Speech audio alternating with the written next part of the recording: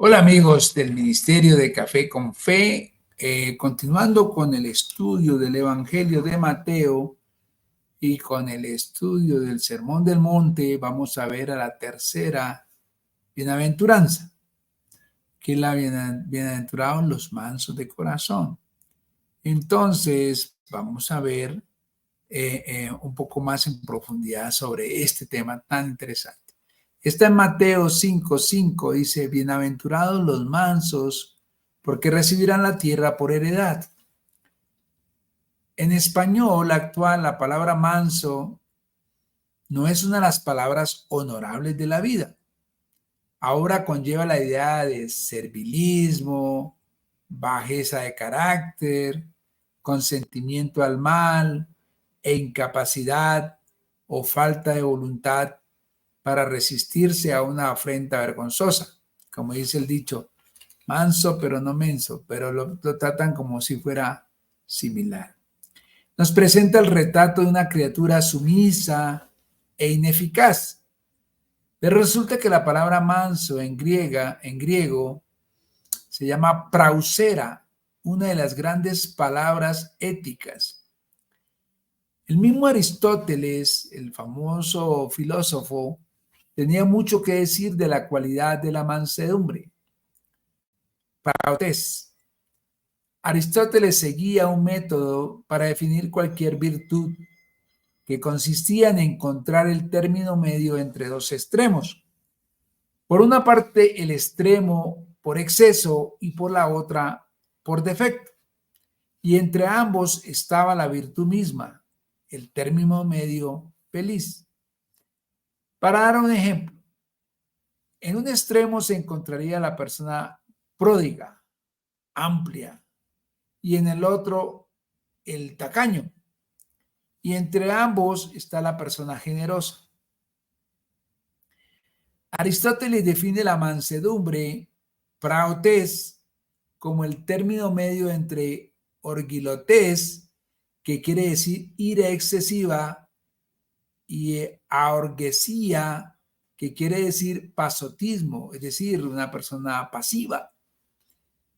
Praotes, mansedumbre, como veía Aristóteles, es el feliz término medio entre la excesiva y la falta de ira.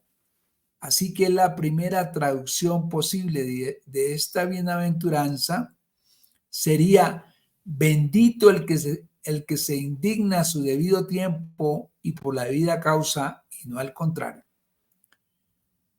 Hermanos, si nos preguntamos cuál es el debido tiempo y cuál el contrario, diríamos que por regla general, en la vida uno no se debe enfurecer por un insulto o una injuria que se le hace a uno personalmente. Eso es algo que un cristiano no debe nunca tener en cuenta. Pero se debe uno indignar por las injurias que se le hacen a otras personas. Es posible. La ira egoísta, por ejemplo, es siempre un pecado. La ira limpia de egoísmo puede ser una de las grandes dinámicas del mundo. Pero la palabra praus tiene un significado y un segundo uso en el griego. Es la que se usa con referencia a un animal que ha sido domesticado, que está acostumbrado a obedecer la palabra de mando, que ha aprendido a obedecer las riendas. Es la palabra que se usa de un animal que ha aprendido a aceptar el control.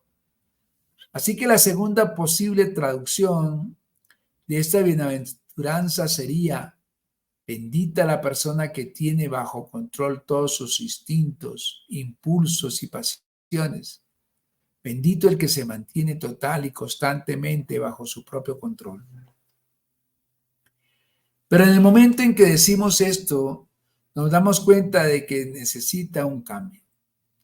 No se trata tanto de la bendición de la persona que se controla a sí mismo, porque eso está fuera de la capacidad humana, sino más bien de la persona que está totalmente bajo el control de Dios, porque solo en su servicio encontramos la perfecta libertad y en hacer su voluntad, la paz.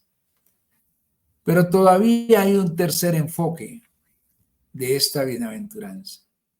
Los griegos contrastaban siempre la cualidad que se llama praotes y que la Reina Valera traduce por mansedumbre, con la cualidad que llamaban giselocardia, que quiere decir altivez de corazón.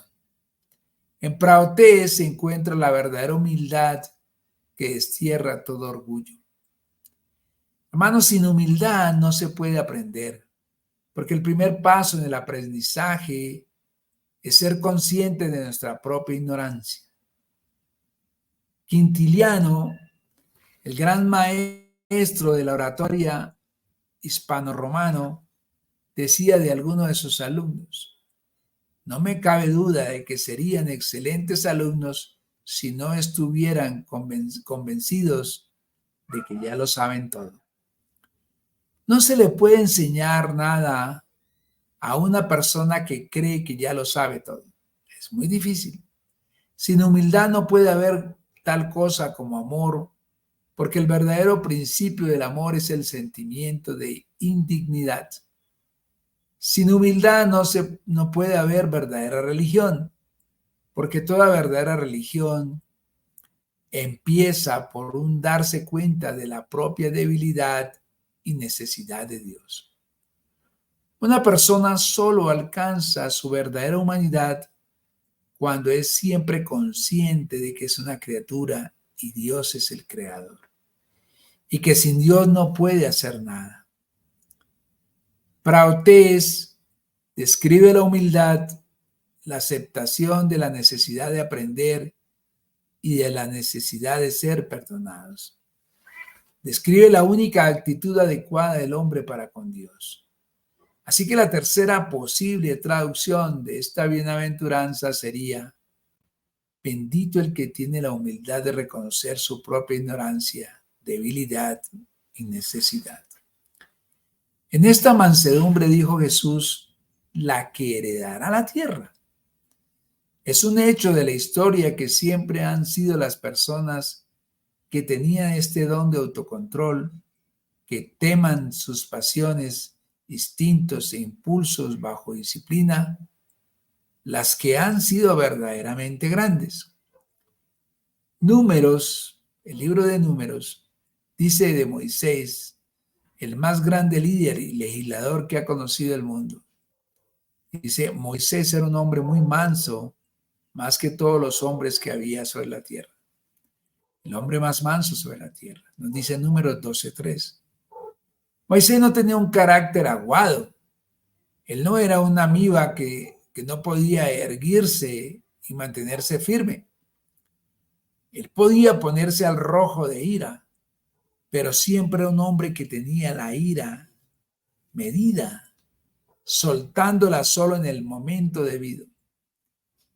El autor de Proverbios dice, Rey Salomón dice, el que domina su espíritu es mejor que el que conquista una ciudad.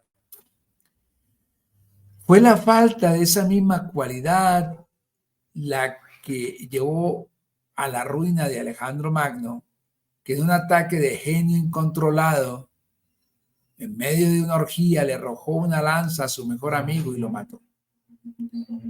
Uno no puede guiar a otros a menos que sea dueño de sí mismo, ni puede servir a otros hasta que se haya sometido a sí mismo, ni estar en control de otros si no ha aprendido a controlarse a sí mismo. Pero la verdadera persona que se ha sometido al perfecto control de Dios obtendrá esta mansedumbre que de veras le permitirá heredar la tierra. Está claro que esta palabra praus quiere decir mucho más y otra cosa que lo que quiere decir ahora la palabra española manso. Está claro de hecho que no hay ninguna palabra española que la traduzca perfectamente, aunque tal vez la palabra apacible sea la que más se le aproxime. La traducción completa de esta tercera bienaventuranza debería ser: la bienaventuranza del que se indigna siempre a su debido tiempo y por la causa debida y no al contrario, y que tiene bajo control, porque él mismo está bajo control de Dios, todos sus instintos, impulsos y pasiones, y que tiene la humildad de reconocer su propia ignorancia y debilidad, porque tal persona es soberana entre los seres humanos. Hermanos, este es la tercera bienaventuranza. Espero que podamos aprender de ella, que es muy importante en la vida de cristiano, ser mansos de corazón. Hermanos, cuídense mucho, Dios los bendiga.